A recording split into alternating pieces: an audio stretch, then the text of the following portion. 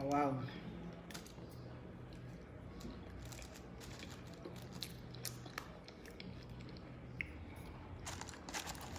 I beg, make a quick answer on one question. No. Quick question for now. This is my video now for both Igbo and Yoruba. So I'm also Yoruba there. I'm also Pidgin English, no. To those of you, when they confuse, say Igbo na your enemy. Now come for. Say Igbo na your enemy, sha. Some people you gbadun, sha.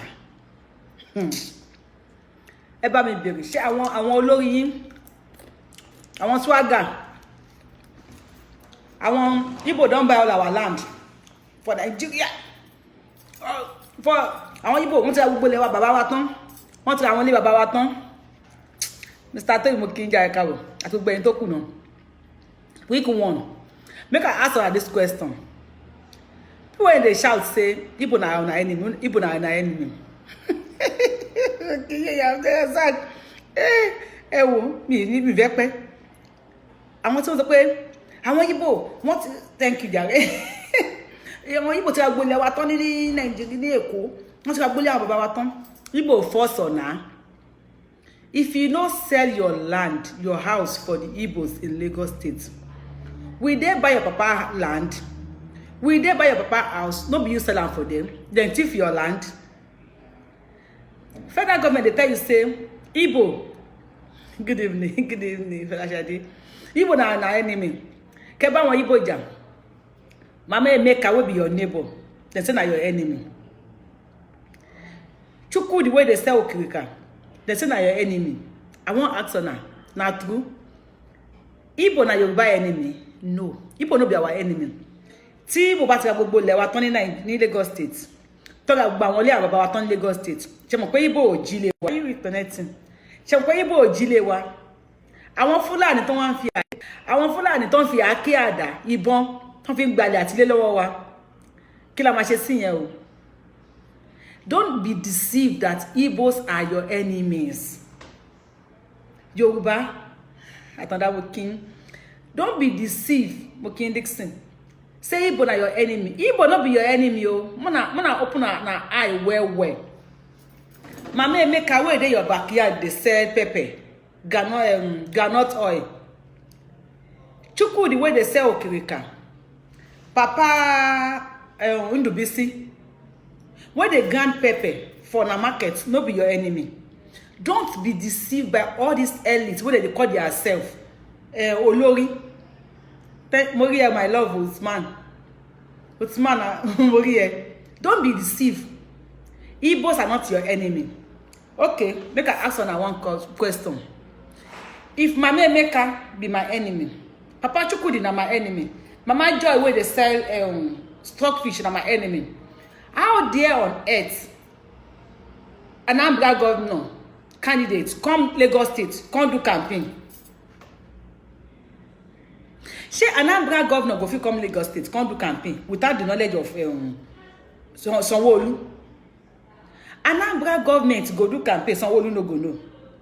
One of the answer me now. They must. Anambra governor candidates go come Lagos State, come do election, come do campaign, and Sanwo-Olu no go know, Tinubu no go know. So Anambra governor candidates no be Sanwo-Olu enemy. Now my mama Emeka where dey my backyard, now he come be my enemy. Now Papa Chukudi where they sell Okirika, now he come be my enemy. They want the poor to be killing the poor. While the elites, they will wine and dine together. So if they just say if you pour for pocket, we can't pour for head again. Say no to discrimination. Say no to divide and rule. Yoruba nation no going back. Biafra land no going back. Say no to the discrimination. Don't let them discriminate you and the Igbos. Don't let them use divide and rule. If they talk Mazi Nnamdi Kanu, say His Excellency. they add His Excellency to Mazi Nnamdi Kanu's name. The man wey dey prison, he dey control Igbo land. They even talk say no election for Anambra. They no born papa wey born mama of governorship election. Even the governor for Anambra, they no born papa wey born mama wey making conducting campaign for Anambra. He run come Lagos. Sanwo-Olu accommodate am. He no be Sanwo-Olu enemy. Now Mama Emeka wey dey your backyard, they turn your back to Mama Emeka, say Mama Emeka your enemy. No gree for them.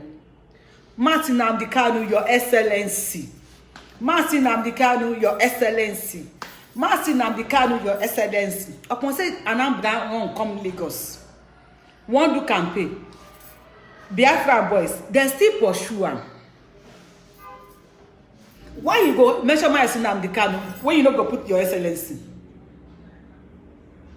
Why you go mention Mazi Nnamdi Kanu? I say why you go, how you go mention him when you no go put Your Excellency?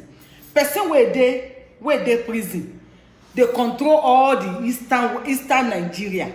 In their prison, yeah, they control. Now people are talk say voice of the voiceless with that. They say they no born their papa or mama well. Taufik, I see you.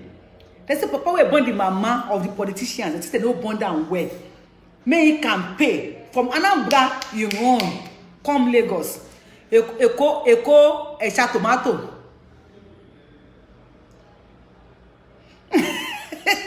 Yes, when God directs for the 7th day, now Satan go create all our elders and leaders for Nigeria. Their class captain, they Aso Rock. May they no deceive or now. Say Igbo na your enemy. No gree, may they deceive you. Say Igbo na your enemy. Igbo no be your enemy. Mazi Nnamdi Kanu at swallow you. Mo gbe fun e dey prison yard dey control. They won't come Lagos State. If Igbo na your enemy, how on earth Sanwo-Olu receive governor of Anambra State make him campaign for Lagos State? I been go talk say no. He go talk say no. Biafra boys still stand with the pursue am. Say you know no hidden place for the wicked.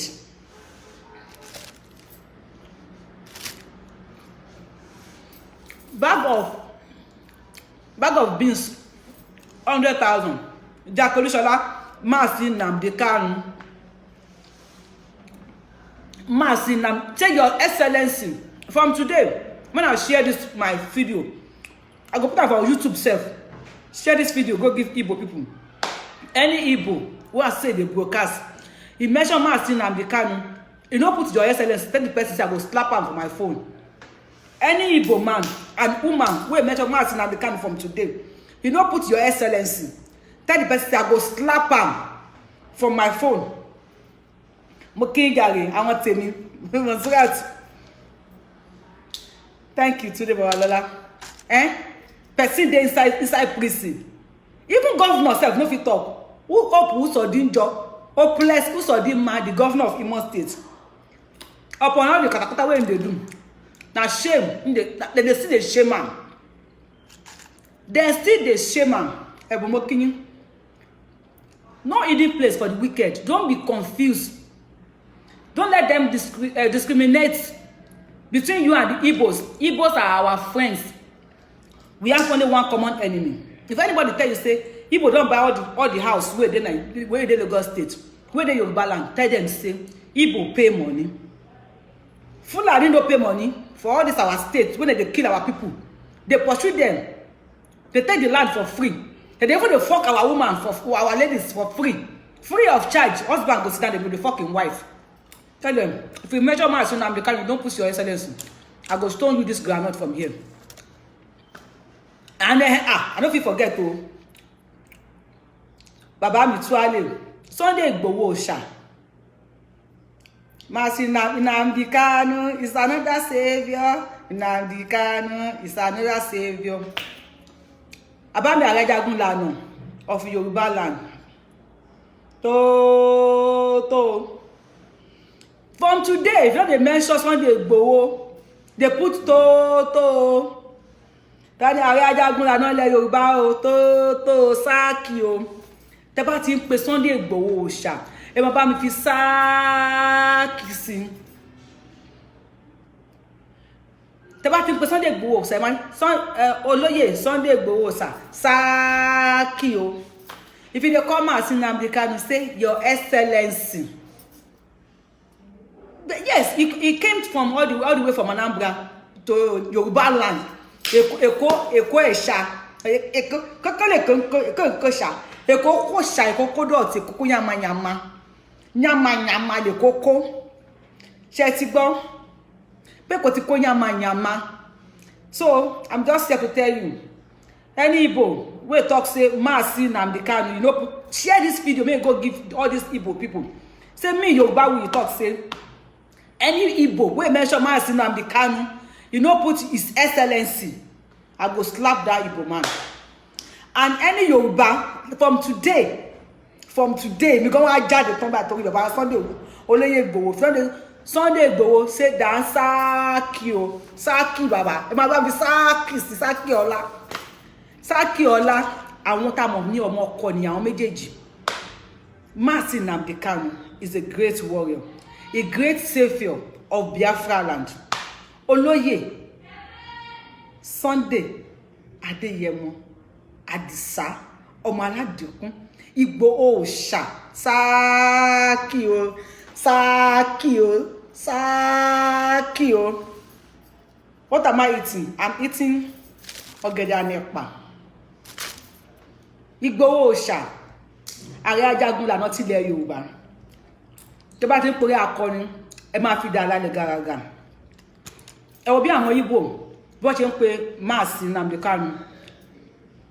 Ẹ má sọ pé groundnut and banana. Ẹ má sọ pé Sunday Igboho mọ́. Láti ní ìlú àwọn Yorùbá. Ẹ má sọ pé Sunday Igboho.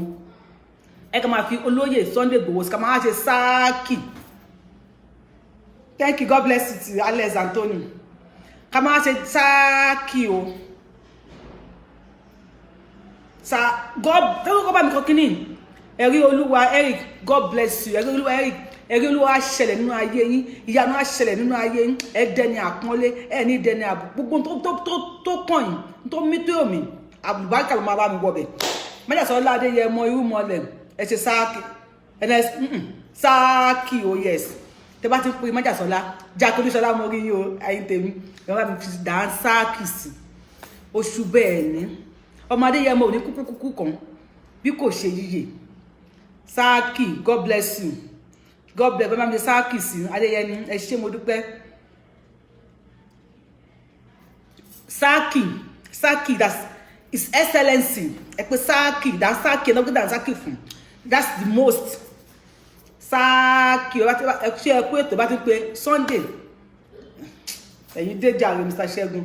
Tẹ́ bá ti pé Sunday Adéyẹmọ Òòṣà máa fi Sáàkì o. Ọkùnrin ni wàláì tàlà Adéyẹmọ Àdìsá ọkùnrin ni kò ní kúkú kan bí kò ṣe yíyè. Ọ̀tá ń pariwo lásán ni. Òjòjò ń ṣògùn lásán ni. Kàkà kó Sáàkì mo dúpẹ́ fún yẹn ṣéjà Ìfágbèmí. Kàkà kó rẹ ọmọ Adéyẹmọ. Kàkà kó rẹ Sunday ọmọ Adéyẹmọ á mú ẹ̀rọdò á fi sọmọ ẹja lóore ni. Bẹ́ẹ̀ ni. Kàkà kó rẹ ọmọ Adéyẹmọ Àdìsá á mú ìrẹ̀rọdò á fi sọmọ ẹja lóore ni. Ẹ máa bá mi pa Àdìsá, ẹ máa fi Sáàkì sí. And when you call Mazi Nnamdi Kanu, always put His Excellency. Always put His Excellency Mazi Nnamdi Kanu. Tẹ́ bá ti máa ń pe Igboho Òòṣà, any program tẹ́ bá ti ń pè sí, tó máa ń wá àwọn program oríṣiríṣi o. Ẹ tó bá ti pè, tó bá ti fi Sáàkì sí, mi ní láìpẹ́ ní Dan Sáàkì, God bless you, Akin. Sáàkì, Alhaji Àríṣekọ́lá. Ẹ bá mi, àtẹ̀ ní ìlọ, kí ni déètì ní? Èdè ní 15 February. Èpè ọlọ́run ti àṣepè mo ti ní fẹ́ Sunday jù. October 15, 2021.